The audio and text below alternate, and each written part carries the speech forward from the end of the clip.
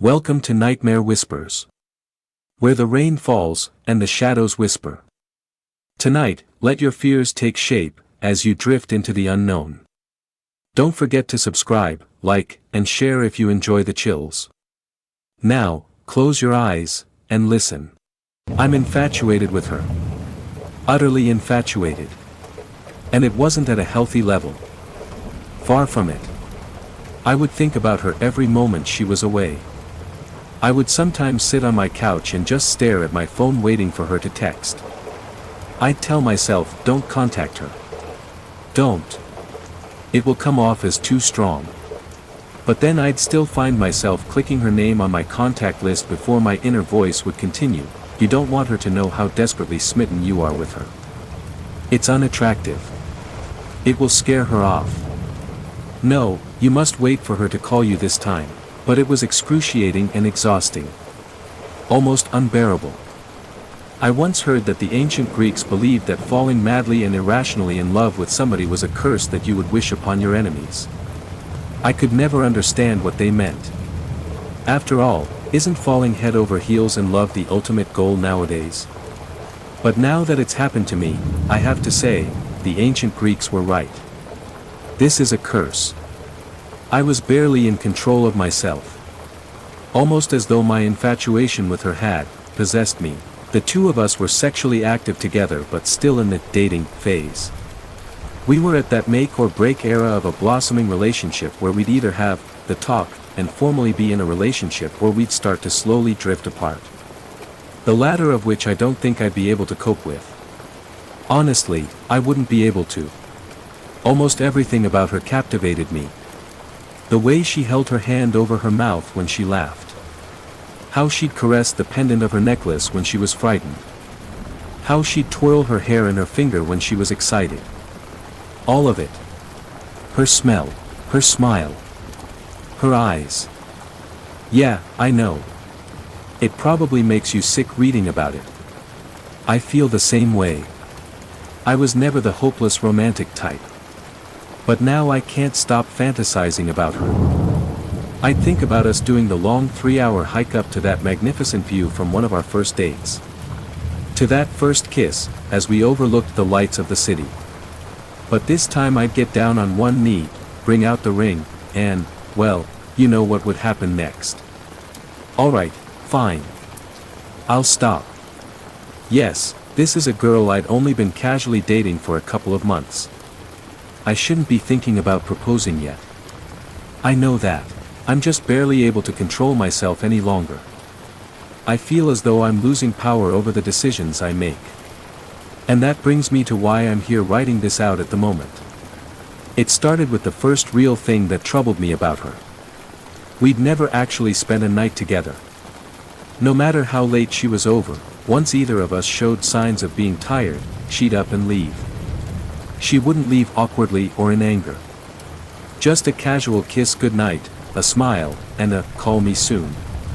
It was something I didn't really even notice the first few times she did it, but after almost 8 weeks of dating, it was becoming strange. I'd have to ask her about it. It took drinking almost an entire bottle of wine before I had the courage to do it. She looked almost defeated when I asked and lowered her eyes in embarrassment. I knew this talk would come eventually, she started. She took in a deep breath with a long drawn-out exhale. Recently, she paused again. I've started talking in my sleep. She shook her head in embarrassment. It's called somniloquy, I looked it up. I shrugged and laughed out loud. My demeanor seemed to say, that's it. No, Stephen, listen, she said. She wasn't laughing. It's bad. It's completely out of control.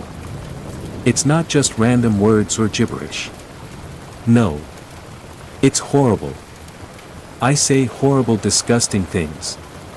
She was starting to raise her voice, breath heavy, and tear up. I approached her and held her. I told her it couldn't be that bad. I told her to spend the night. I told her she was probably exaggerating. I was wrong. That night she stayed at my house. But she warned me of something before falling asleep. Whatever you do, don't wake me up. It makes me really scared and disoriented if that happens. And don't respond to me. Just ignore it. I nodded and agreed. If it becomes too much, she continued, just leave the room and sleep on the couch. I won't mind. I told her not to worry about it. I told her that it wouldn't be a big deal. I told her I wouldn't leave to the couch. I'd stay beside her in the bed. But I was wrong. I couldn't even last one night.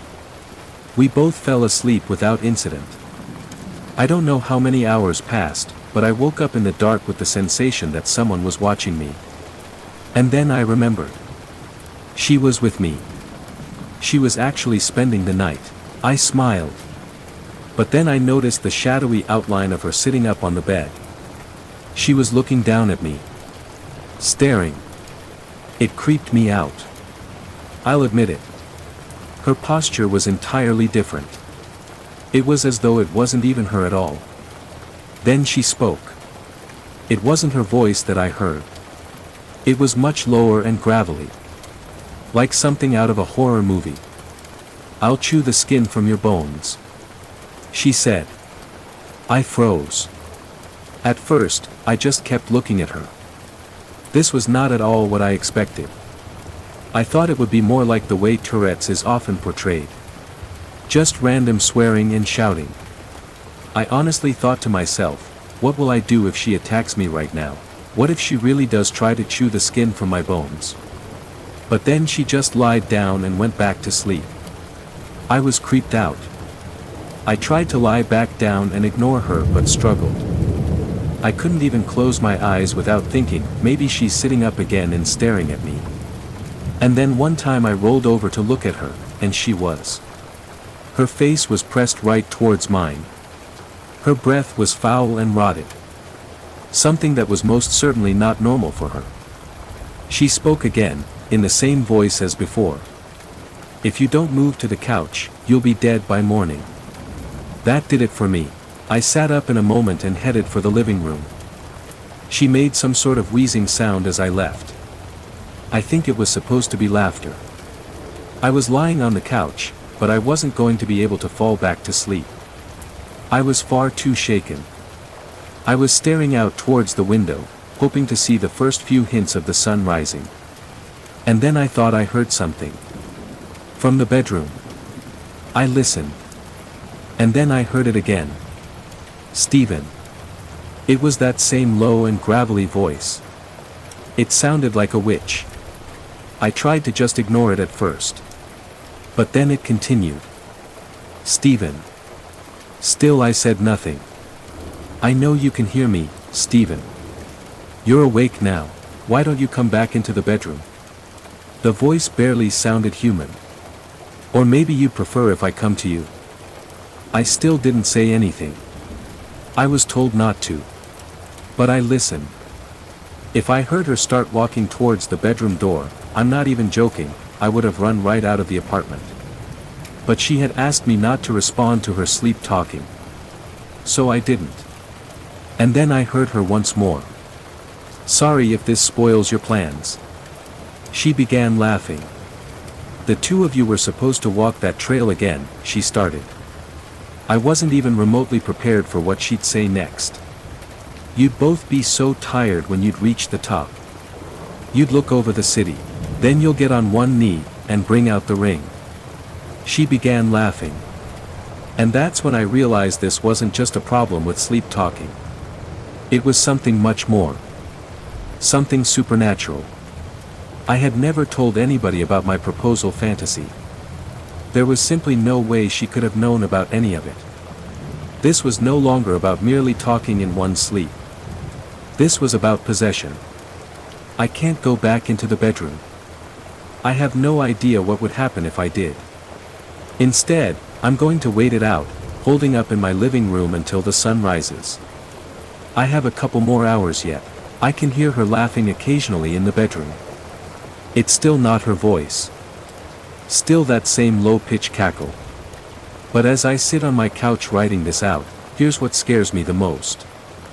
Maybe my infatuation and utter obsession with her wasn't normal. I said before that I felt like I was losing control of myself. More so I believe than the typical falling in love story. No. I fear that the infatuation I felt was the entity slowly taking control of me. Of it controlling my thoughts, fears, ambitions, and anxieties. Maybe once I become completely absorbed, a transfer would occur, and she would be free of it. I know I should leave.